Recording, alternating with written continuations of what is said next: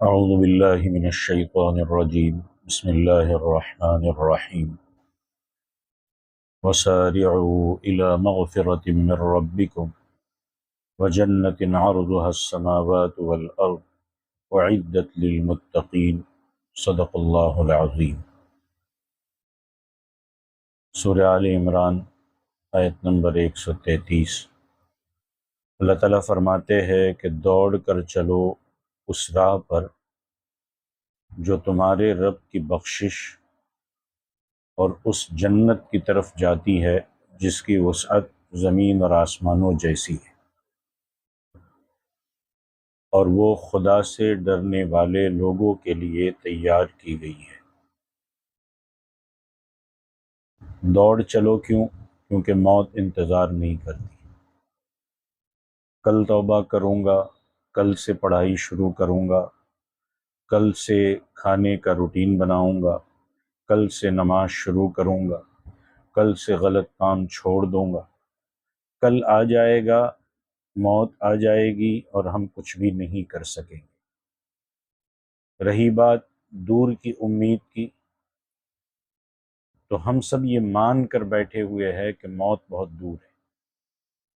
اس موقع پر یہ بات جان لینی چاہیے کہ ابھی 1 منٹ پہلے دنیا میں جن کی موت ہوئی ہو، وہ بھی یہی مان کر بیٹھے ہوئے تھے کہ موت ابھی بہت دور ہے۔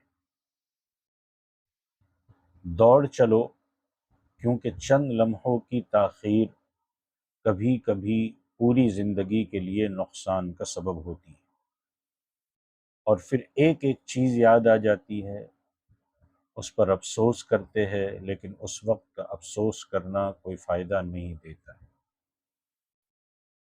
سنابحی کہتے ہیں کہ ہم یمن سے ہجرت کر کے نکلے، ہم آپ صلی اللہ علیہ وسلم سے ملاقات کے لیے جا رہے تھے، لیکن ہم مدینہ پہنچے تو ہمیں معلوم ہوا کہ 5 رات پہلے آپ صلی اللہ علیہ وسلم کی رحلت ہو گئی۔ صرف 5 راتوں کی تاخیر سے وہ صحابیت کے شرف سے محروم ہو گئے۔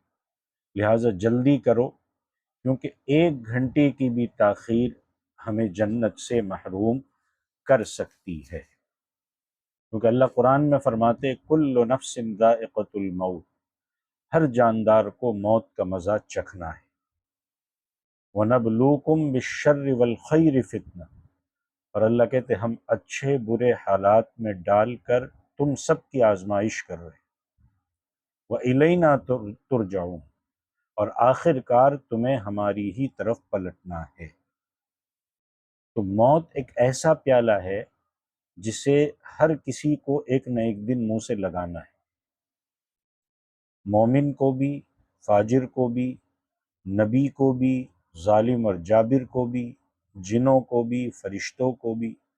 اللہ کے سوا کسی کو بھی بقا اور دوام حاصل نہیں ہے۔ کل من علیہا فان، ہر ایک کو فنا ہونا ہے۔ وَيَبْقَى وَجْهُ رَبِّكَ ذُو الْجَلَالِ وَالْإِكْرَامِ، اللہ ہی کی بقا ہے۔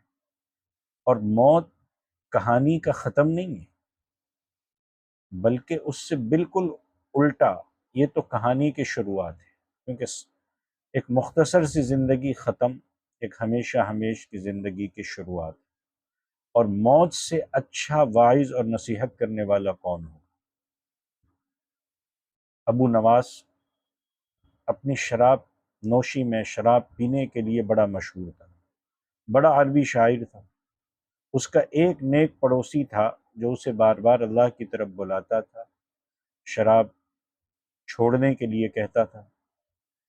اس پڑوسی کا انتقال ہوا تو ابو نواس بھی اس کے جنازے کے ساتھ ساتھ گھر سے نکلا۔ قبر پر پہنچا تو اس نے ایک بات کہی کہ تم نے مجھے زندگی بھر نصیحت کی، اس کے مقابلے میں آج تمہاری موت کی جو نصیحت ہے وہ زیادہ مؤثر اور زیادہ کارآمد معلوم ہوتی۔ یعنی وہ باتیں جو تم مجھے ہر روز نصیحت کے لیے کہا کرتے تھے، ان باتوں میں وہ اثر نہیں تھا جو اثر تم کو قبر میں لیٹا ہوا دیکھ کر ہمیں محسوس ہوتا ہے۔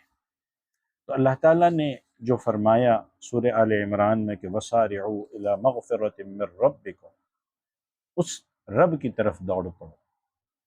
وہ رب بخشش کی طرف بلاتا ہے، وہ رب جنت کی طرف بلاتا ہے۔ اور وہ جنت خدا سے ڈرنے والوں کے لیے تیار کی گئی۔ لہٰذا اپنے آپ کو غفلت سے ہٹا کر رب کی طرف دوڑ چلو۔ اللہ تعالیٰ عمل کی توفیق عطا فرمائے۔ آخر میں ایک بات ضرور کہوں گا کہ میرے اس چینل کو اب زیادہ سے زیادہ سبسکرائب کرے، لائک بھی کرے، اور لوگوں تک زیادہ سے زیادہ تعداد میں شیئر کرے، تاکہ میں جو پیغام روزانہ یا 2-3 دن میں ایک بار جو پہنچانا چاہتا ہوں وہ زیادہ سے زیادہ لوگوں تک پہنچ چکے۔ جزاکم اللہ خیرا۔ السلام علیکم ورحمۃ اللہ وبرکاتہ۔